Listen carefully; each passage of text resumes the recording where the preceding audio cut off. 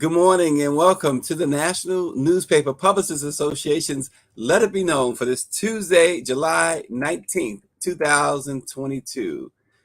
The effects of racism on Black couples have been examined by researchers at Cornell University. The researchers said results showed an inverse association between relationship quality and heightened effective reactivity to everyday racism.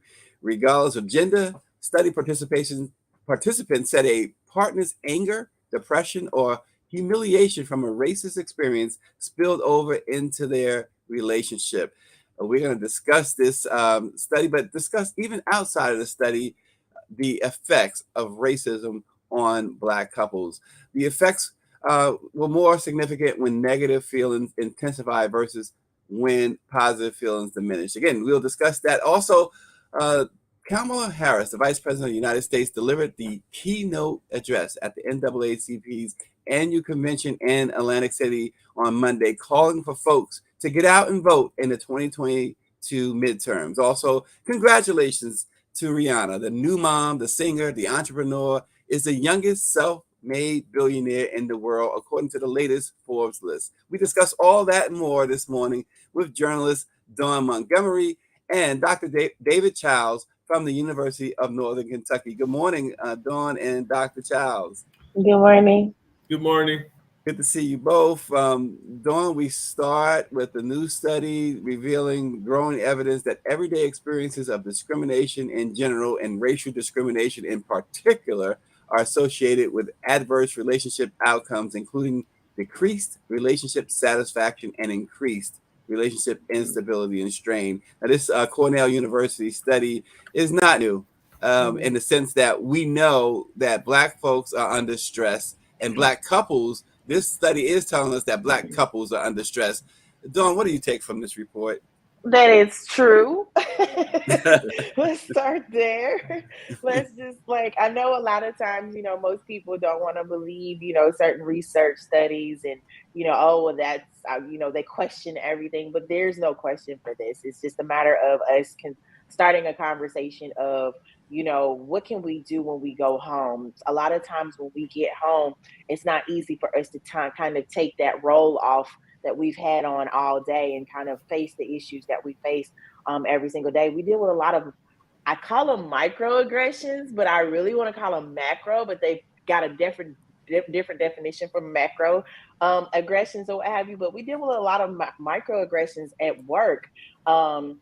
To and from work. If you're riding the train, you're facing certain racism and things that you are just like, okay, really, I got to deal with this before I have to go to work, and by the time you get to work, you're trying to calm yourself down. So a lot of this comes down to how are we able to not only just kind of deal with these things together, but also understand how to cope.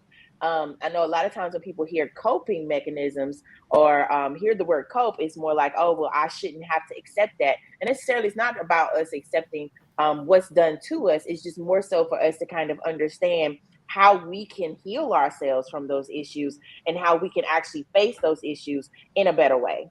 Yeah, and Dr. Childs, so it intimates the way I read it, and maybe others will read it different, that couples, Black couples in particular, are really struggling with each other because of what's happening outside. So it's really crippling relationships in the Black community.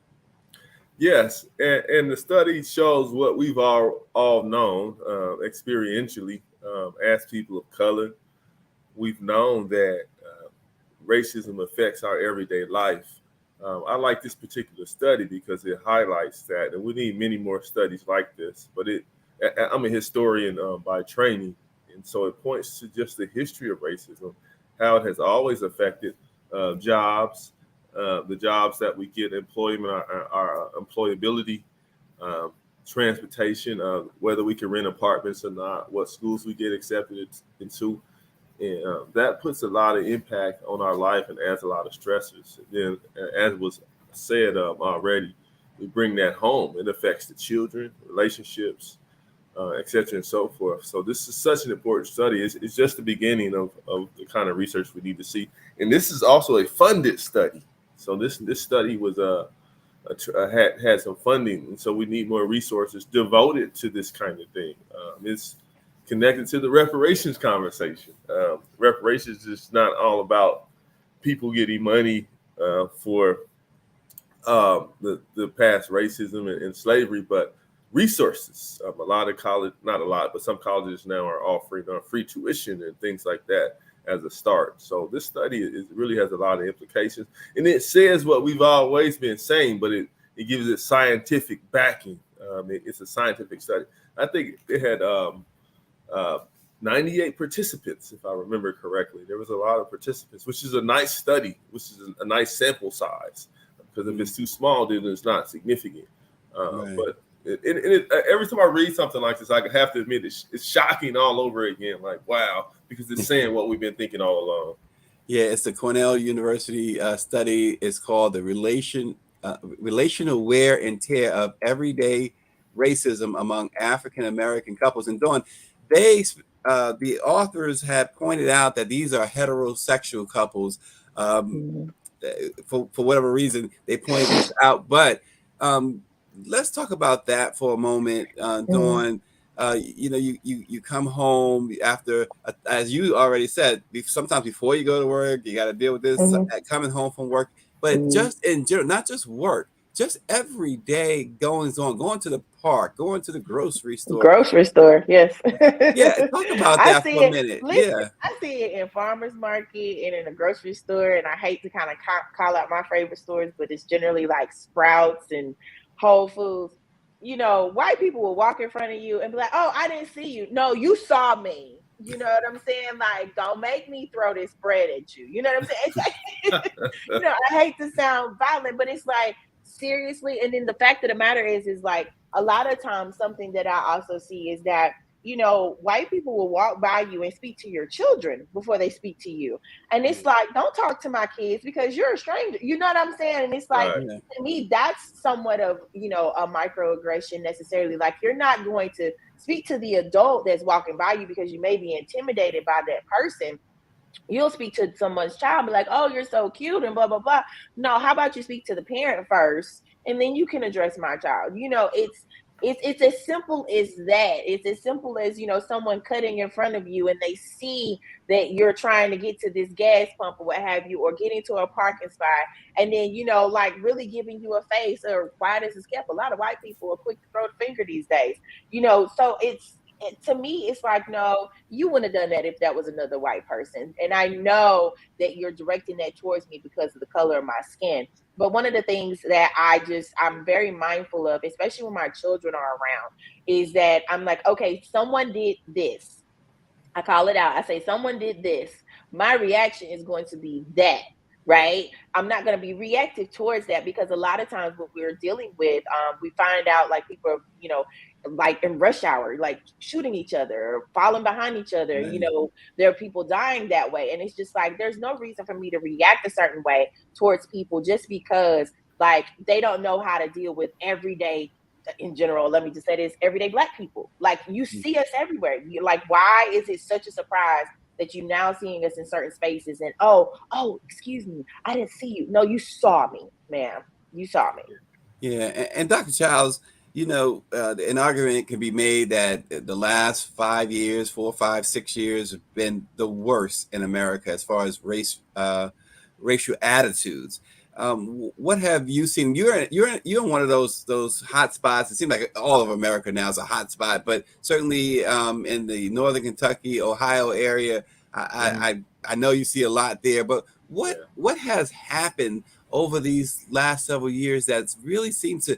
It seems we see in the news all the time. We talk about it. The so-called white supremacists are galvanized. They are not in any way hiding or concealing their behavior anymore. There's these so-called Karens. We're seeing so much that we didn't necessarily see on this scale in the past. Yes, and Dawn mentioned microaggressions, and part of my research, I'm a critical race scholar, and the term microaggression comes out of the work on Delgado's work and others on critical race. They talk about a microaggression as sort of a death by 1,000 cuts. So when we think about racism, we think about the larger sort of white supremacists that we are seeing, but there's the everyday racism that has been there all along, being overlooked in the promotion, or in the workspace, being called by your first name and they call everybody else Mister. Those kinds of things. And I said that to say racism, this level of racism has been there all along, but during the Trump years, and really we could start during the Obama years, because it's a reaction to having a black president. I remember being on campus. I went to Miami University in Oxford, Ohio, and they were interviewing students. And there was a white young lady they were interviewing on NPR, and she was a Democrat. And they asked her who she was voting for, and she said, I can't remember who it was, John McCain, the opponent. And the announcer said, "But I thought you were a Democrat. You're not voting for Obama?" She said, "No." And the announcer said, "Is it because he's black?" And she said, "I guess so." And so to me, that was a good metaphor to understand like racism that was already here. And then they brought in a crazy man who was incompetent and not intelligent, in the person of 45, as a reaction, as part of reaction to Obama, and also as a testament to the racism that was already there. And so he gave people permission. He gave the crazy folks permission. And I don't want to just say crazy folks, because everyday, quote unquote, sane white people are racist as well. But he brought out the extremists. And yes, I'm in a part of the country where we do have a white supremacist presence on our campus. We a couple times a year, we find paraphernalia from folks like United Front and other groups.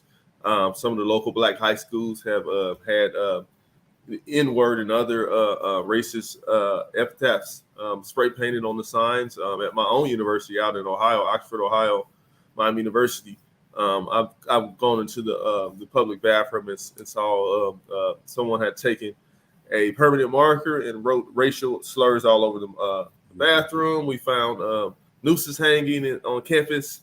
So it's very real. And I think for some people, for our white allies, I think it's good for them to see.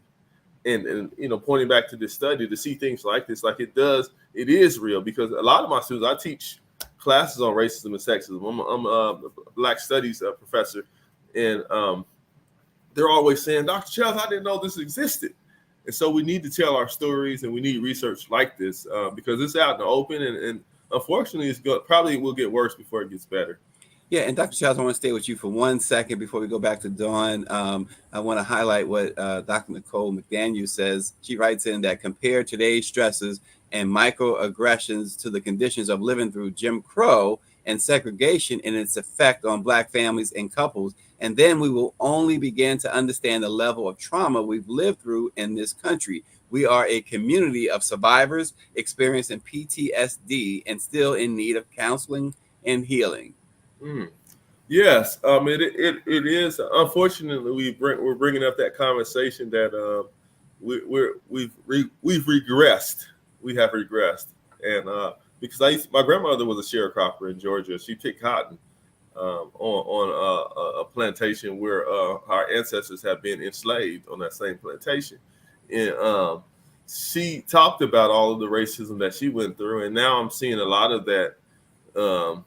Today, my son and I, my teenage son and I were pulled over on our way back from church, and the police officer followed us all the way home and blocked our driveway, and got out of the car with his gun on his hand on his holster, his gun, and didn't ask my son for his ID. And at that time, he was not even old enough to drive. He was like 12 or 13, and right. He saw a large Black male in his mind, and he kind of was questioning my son, and goes back to what Dawn was saying. That was infuriating to me, but still I had to de-escalate the officer. I had a cool enough head to de-escalate him because he was already like aggressive already. So I had to talk him off the ledge, do his job, if you will. So yes, unfortunately we are hearkening back to the days of Jim Crow. Yeah, Dawn, as a parent, you talked a little bit about that, what you do. But as a parent, and I know the study talks about couples, but as a parent, you talk about PTSD. As a parent, my goodness, we're Black parents here, the three of us, as Dr. Childs was talking about his son. I have children, you have children. How best to handle the current climate we live in as a parent? As a parent, first and foremost, we got to be real about it. I know a lot of times, I share on social media. I'm very proud that I'm a Mississippian. I'm very proud that I'm from Mississippi. I know a lot of people may not say that because of the history, but I say that just in part because a lot of the things that I had to learn early on was through elementary school. Was I had to face racism. I had to speak up against teachers who wouldn't give me a grade that literally the next person had the same grade, but because I was a little black girl in the room who was a little bit too ambitious for them, they wanted to kind of make me feel the way, so it's literally one of those things where I know what those experiences look like. I don't know Jim Crow, those experiences or what have you, but I do have family members that consistently talk about how they are connecting the dots to how what the things that they went through during those times to now. Like it's literally like all the time from my elders, I hear it's in your face now. Like, back in the day, they did certain things and, when it was segregated, of course it was in your face, but then eventually they came up with laws where they could hide behind certain things. And they're like, oh no, they just don't care anymore. So when my elders speak, I make sure that, my kids get an opportunity to hear from them, because a lot of things that most of these kids are like learning and understanding, they're getting it from social media. So if there's a good proportion of like Black people that have never dealt with racism, have never dealt with microaggressions and all of these things, they're not going to be able to identify with some of the things that most of us in the South have faced since we were younger, So I'm real big on just making sure that my kids understand, like a lot of times when someone's doing something to you, unless they're putting their hands on you, there's no reason why you have to like either regurgitate something that they're saying to you, or you're feeling some type of way where you have to be violent, say things or what have you. So it's like teaching them how to defend themselves without using their hands or any type of weapons, for that matter. Yeah, well, we'll probably delve back into this subject. We have to move on. Dawn, I'm going to stick with you for this to start this off. But Vice President Kamala Harris on Monday sounded an alarm for a woman's right to choose and the ability to vote, and against gun violence, as she urged members of the NAACP's National Convention in Atlantic City to protect hard-fought constitutional guarantees she warned are now being eroded. The vice president said freedom and liberty and democracy are on the ballot, and we have to make sure our voices are heard. And so this call for votes, and she really talked about the Roe v. Wade, and but isn't that, Dawn, in some ways, it's a slippery slope for Democrats whose voting block, whose main voting block is Black America. And here's a note here that says, and I'll read this. It says, faced with a streak of conservatism about abortion among some Black Americans, a vital constituency for President Biden, Democrats are framing the issue as part of a broader civil rights struggle. So when they've done their polling, they're realizing that, well, Black people are not too upset with the Supreme Court overturning Roe v. Wade. So they've reframed that conversation, saying that it's a larger civil rights argument and the right to choose what you do with your own body. And so they are galvanizing Black voters that way. Can you talk a little bit about that? I mean, you just take that to the Black church. If we really talk about how spiritually, how we're raised, how we're told about different aspects. I know that there is supposed to be separation in church and state, but there is none really, and I mean, it should be, but there is none really. But, if you think about what's being said in the pulpit, you think about what some of our elders, elderly women in church believe. A lot of those women were like, okay, and, because they're always telling, some of the younger women in the church that it's on you, like you should still have that baby, or you shouldn't do that. When quiet as is kept, some of them were able to get abortions and were able to do certain things to kind of, deal with some of the issues that they were faced with during that time. So I don't see any problem with her coming to, you know, the NAACP convention to say, look, let's make this a broader conversation, because I need you to understand, because they took that down, our other liberties are at stake. Like, you have to understand, like, that was the first thing. Now let me show you what the domino effect is basically going to be. And I think that was an important thing for her to say, not necessarily Joe coming to us, but more so seeing someone who looks like us, who is a woman, who can, you know, say, like, this is how I feel about this. Because even after the leak of the draft came out, she actually was one of the first people to speak out, you know, in the White House about how important it was for us to get behind women's rights and all of these health issues and things of that nature. And I know, you know, with maternal health issues, I'm a big advocate about that, because I almost died trying to have my daughter. So it's important that we see the people who this directly affects and really get in front of that conversation. And I think that's exactly what she was doing in that moment. Yeah, if you have not read Serena Williams' story about her experience with birth, Very difficult. yeah, exactly. I encourage you to go back and read that, whether you're a fan of Serena or not. It's just about the experience of a Black woman trying to give birth.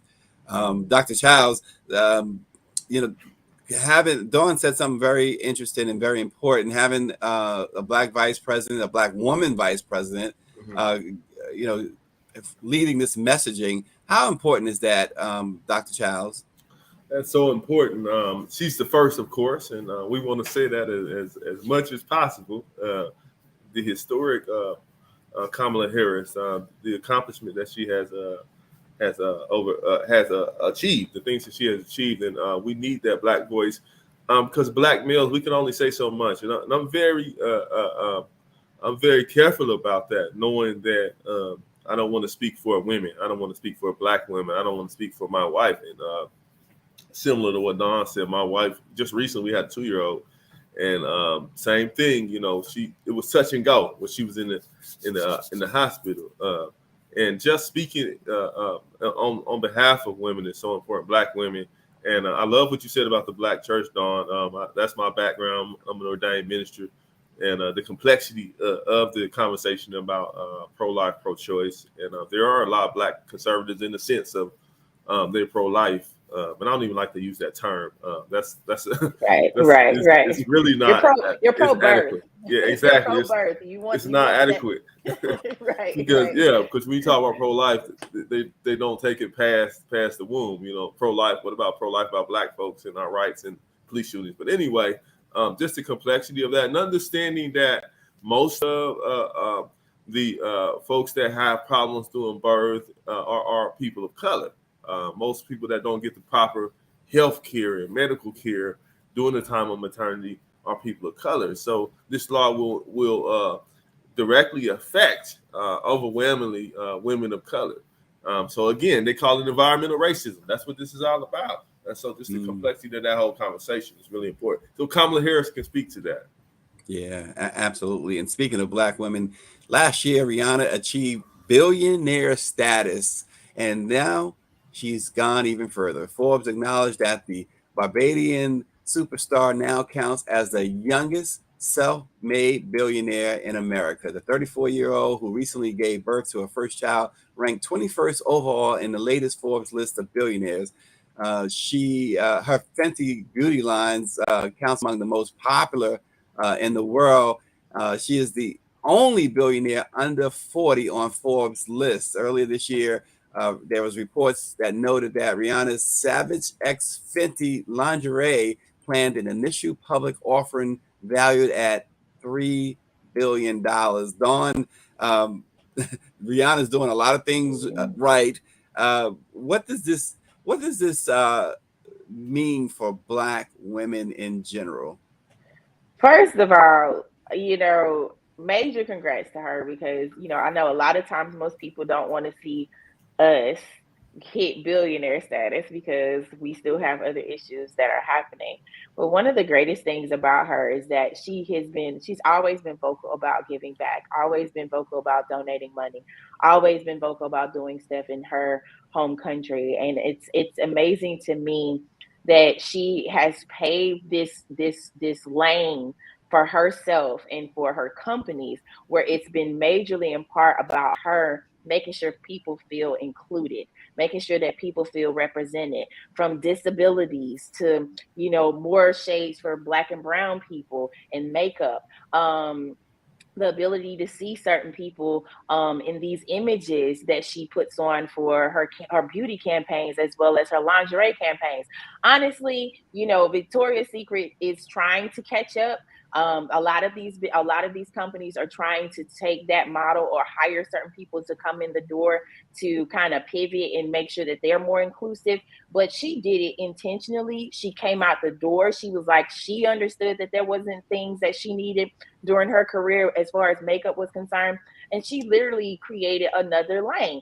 And it shouldn't have taken this long for us to get to this point to see better representation and better products for Black and brown people.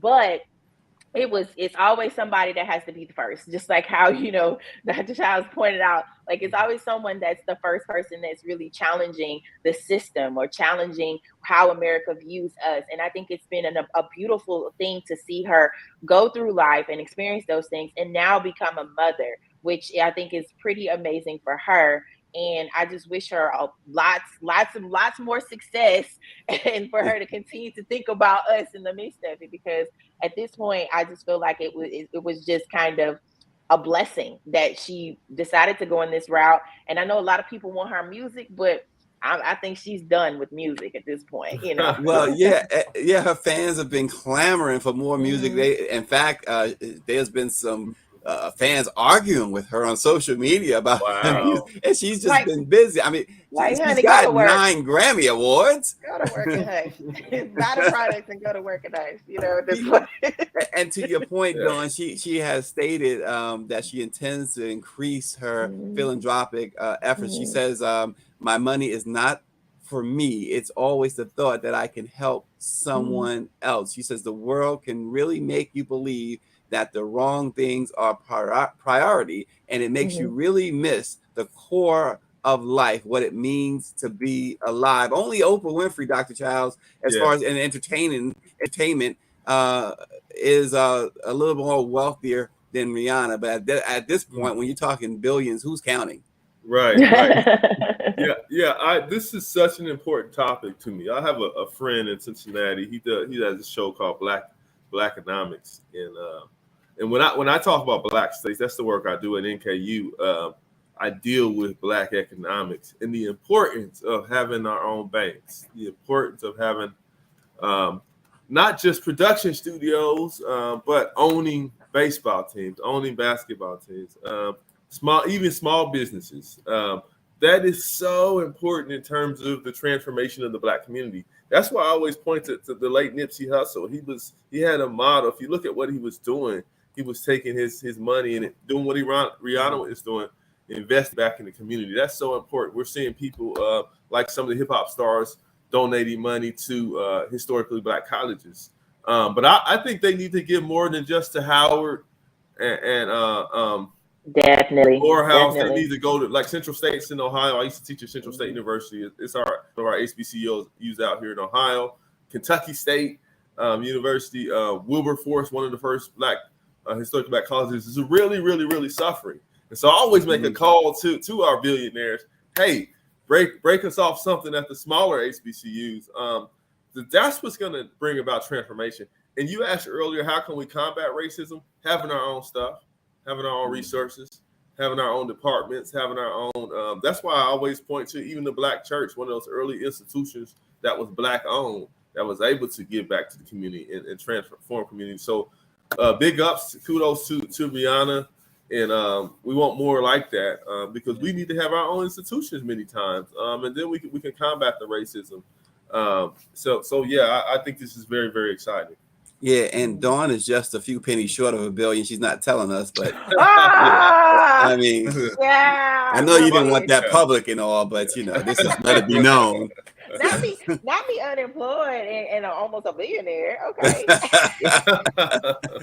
No, fantastic for Rihanna, and it's so good, and really just to bring it home. I know we got to run, but to have like Dawn on the show, and we're talking about Rihanna. We're talking about Vice President Kamala Harris. It's just a perfect landscape here, and we appreciate you doing so much. Oh, no problem. Thank you.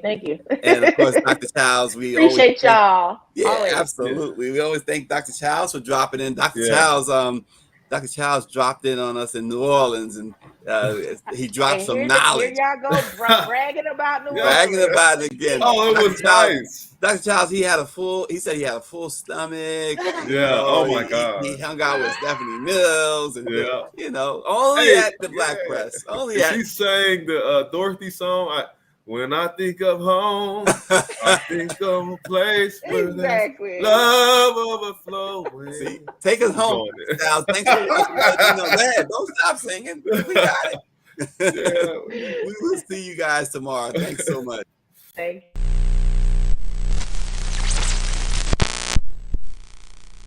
you.